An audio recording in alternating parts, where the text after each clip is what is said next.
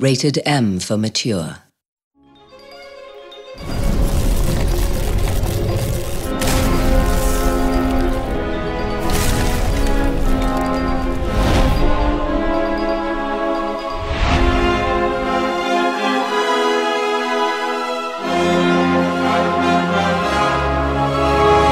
So I'm Grant Kirkhope, I'm the audio director at Big Huge Games.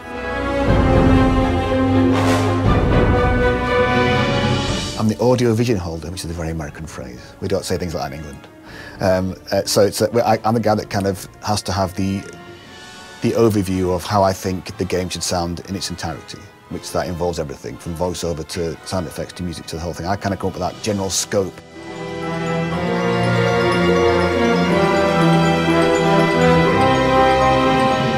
I applied to BHG because I wasn't really bothered about if it was a big company or a huge successful company or a big name. I wanted to feel that it was a place I could go that felt vibey about what they were doing, and it's kind of angst, and a place where I thought I could make a difference or make a contribution.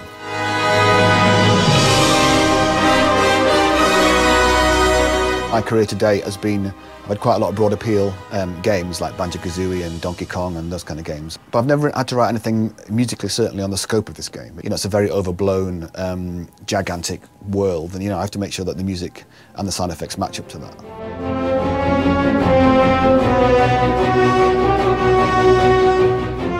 Sound effect-wise, we've tried to go for that similar overblown feel. This game's, you've got a lot of combat in it, Getting that balance right is difficult, to make sure all the spells and all the hits and all the stuff sound appropriate to the level of intensity you put into the sword swipe or the big spell that you cast and stuff like that, So it's very easy to get lost in it and to try and just make it one step louder, and then if it just blows up, it never works like that.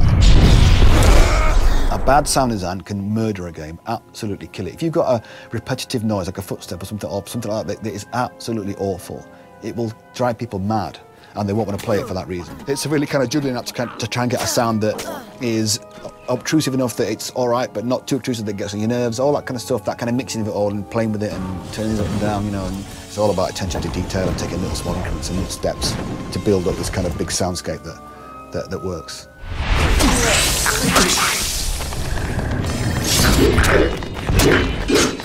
I think that as time's gone on, the two roles are split more, so you get guys who do just sound design and guys who do just music. And I like to do both. I like to be able to do, because it gives me a break from just composing over and over again or just doing sound design over and over again. I like to get that kind of variety, and it's great fun to do both as well. It makes it much more, go and find 50 fart samples for the farting gorilla. There isn't a farting gorilla in Reckoning, but other games I've done, there probably is a farting gorilla somewhere. I've tried to really take a step up on my own kind of development, to try and make myself work harder than I do before, so I've tried to learn an awful lot more to make the boss music and all the music in the game sound bigger than normal. My usual influences usually do end up being Dan Elfman and John Williams and, people like that.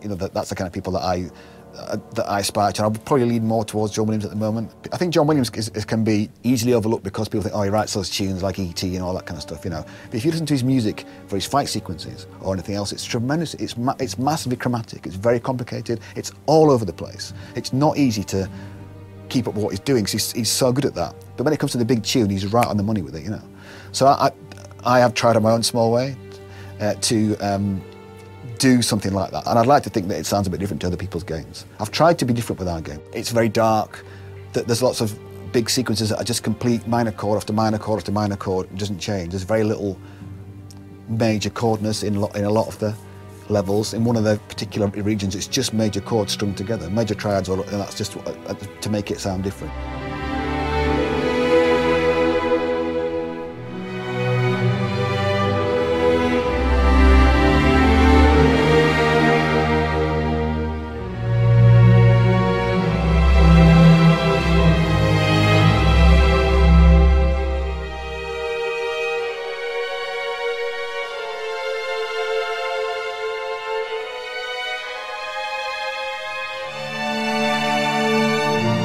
I write music very sort of like that, and then like that. I don't go along and sketch it out and then fill it in. I'm kind of very this is 4 bars, and then complete that 4 bars, and the next 4 bars. I don't know if that's the right way I want to do it.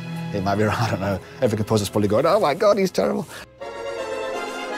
I played in orchestras from the age of 11. on trumpet, so I do know how this sounds. That's why I think when I came to write for orchestra, I didn't find it very difficult. But you never get used to that kind of, just that, the wealth of it. It sounds so, it's such a different sensation. I mean, there's nothing like just having that 85, 90 people sat there, you know, playing your music. It's incredible, you know.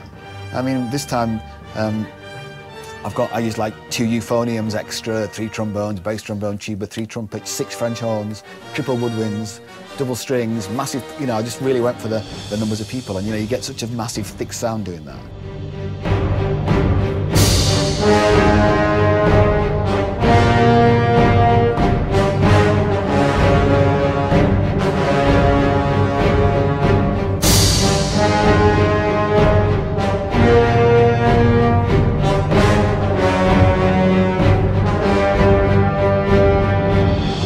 We really believe in it a lot. There's a lot of love for the game.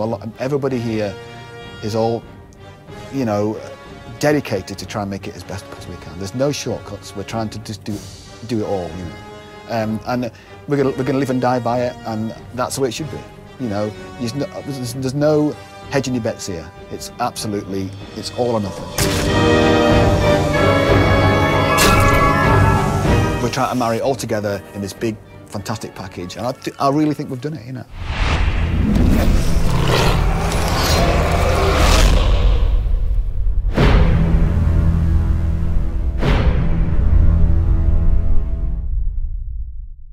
I apologise for the Donkey Kong rap. It's officially on video now. I apologise for that piece of music. You know, I didn't think it was that bad at the time. Please forgive me. Please let me off. Somebody, please. That's it.